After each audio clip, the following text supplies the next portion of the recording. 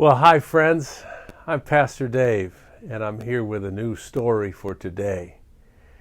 As we begin to think about today's story, I wonder about your home.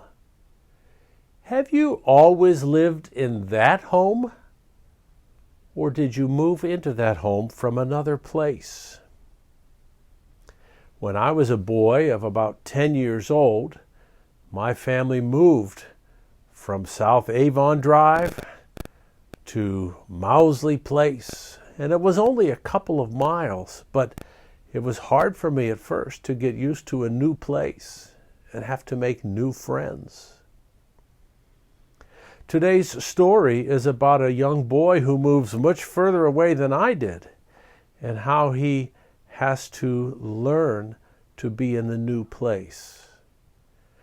The story, like many of my favorite stories, has to do with Africa. This one is called When Africa Was Home, and it's written by a person whose name is Lynne Williams, and the pictures have been made by Floyd Cooper. Let's listen to When Africa Was Home and see if you can see something in here that might help you think about what your home is like. When Peter was small, he rode on his nanny's back, tied snugly in a bright cloth. The rocking of her strong body soothed him. Peter called his nanny Mai, the word which means mother in the Chichewa language. When Africa was home, Peter had two mothers. Achimwene, Yeka and the other children called him. That meant little brother. Achimwene.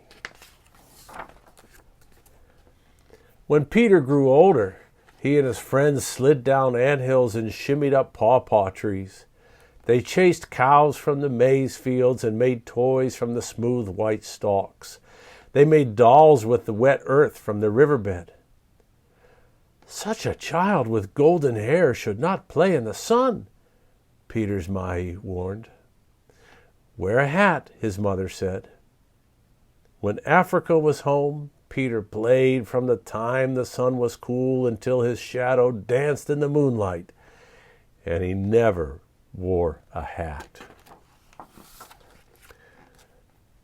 The son of your father must wear shoes, his mother agreed. But when Africa was home, Peter knew better.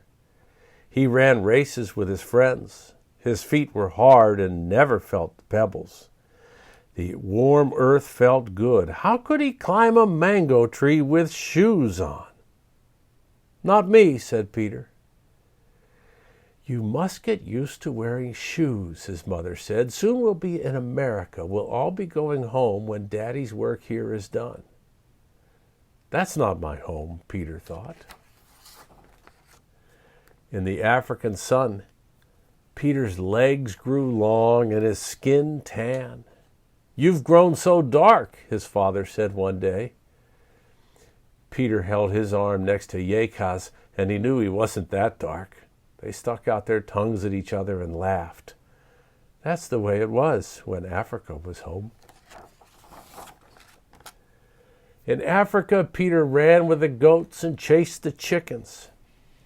He screeched back at the monkeys and frightened a whole herd of antelope with one clap of his hands. Maybe we'll get a kitten in America, Peter's father told him the day they began to pack. I don't want a kitten, Peter said. I don't want to go to America.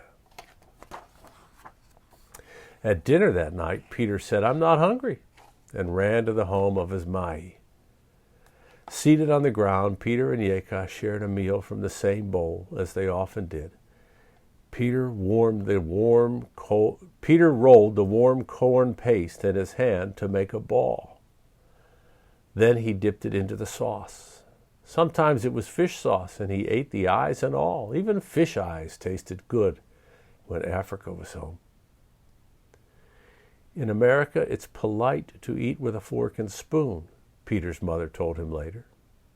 I won't, Peter said crossly. I'm not going. My work here is finished, his father explained. Someday perhaps we'll come back if I find another job in Africa, but soon we must go home to America. This is my home here, Peter stamped his foot. His father frowned. They could hear happy voices outside. Your friends are calling you, his mother said. Go play a while before bed. From his bed that night, Peter looked out at the big African sky. The stars were so bright it seemed that he could almost reach out and touch them. He could hear the hippos moo and the hyenas groan and the drums sing in the distance.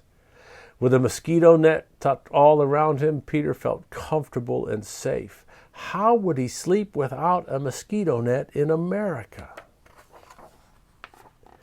In the morning, Maya asked, as she always did, How have you slept? And Peter asked Yeka, How have you slept? I have slept well, she and Maya answered, as they did every day. I have slept well, Peter said too. That afternoon, Maya gave Peter and Yeka a coin. At the corner by the big road, they bought a stick of sugar cane, the purple shade of the jacaranda tree. They chewed the stiff, stringy pieces of cane, and sweet juice ran down their chins. When Africa was home, even the sticks tasted delicious. In America, Mother promised, we'll eat popsicles that are as cold as ice. Peter did not know what ice was.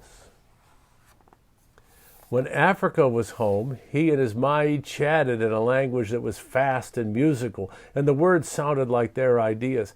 How will I know America? To his Mai, he said, It is far to America. Indeed, she agreed.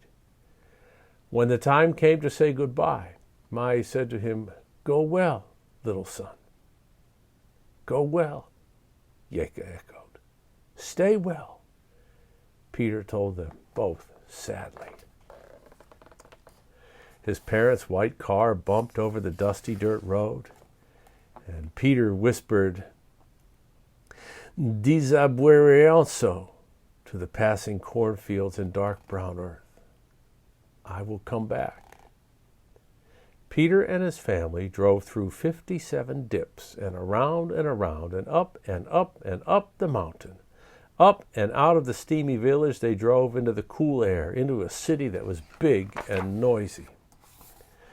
Then they boarded an airplane that was bigger than a house. There were hundreds of seats and tiny windows and buttons and dials and switches.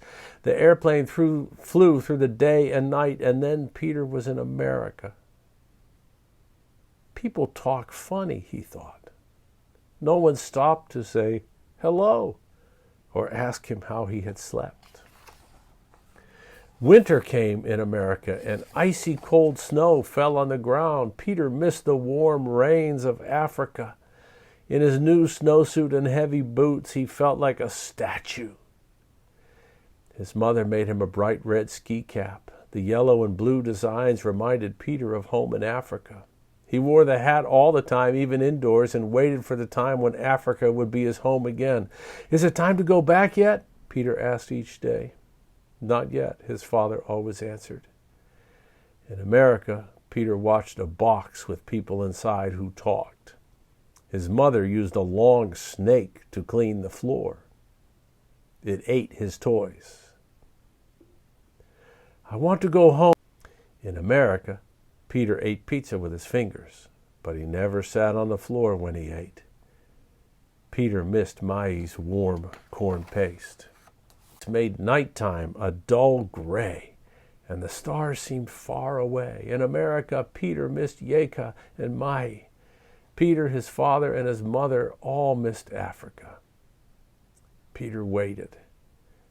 One day his father said, I found another job. Now it's time. We can go back. Back to Africa, his mother said. Home, said Peter, and he happily took off his heavy snowsuit and clumsy boots, but he kept his bright red ski cap. On the airplane, Peter traveled back through the night and a day, but still he was not home. In the car, he went down and around the mountain and through the 57 dips toward the village. Going home takes a long time, Peter said. His father laughed. It's not far now. And when their car came down, Yeka ran with the other children to Acubuera. Peter is coming. Peter, Peter, the children shouted, running alongside the car. Yeka brought him a mango. Mai brought him a chicken. You are fat, they said. For in Africa it is polite to say that. Peter pulled off his shoes and wiggled his toes in the dusty dirt. Your feet are soft, his friends teased. Peter took off his bright red, yellow, and blue ski cap and gave it to Yeka. Everyone tried it on. Zikomo, Yeko said. Thank you. You have come, she said, smiling. Kwatu, Peter said. Home. And Peter in his bare feet and Yeka in her red ski cap raced to the top of an anthill. Home. And I'll tell you, I never lived in Africa the way that Peter did. But some of my best friends in the world speak the same language that Peter and Yeka and Mai did. And so to those friends, I would say Muli Bwanji. And I would say Mulungu Akudalit Seni. I hope you are well in your home. Wherever your home is, I hope you are well there. And I hope that you have friends in other places. And I hope that soon you get a chance to be with the people who matter to you. You matter to me, and I'm glad we're together. I look forward to the next time we're together. Goodbye now.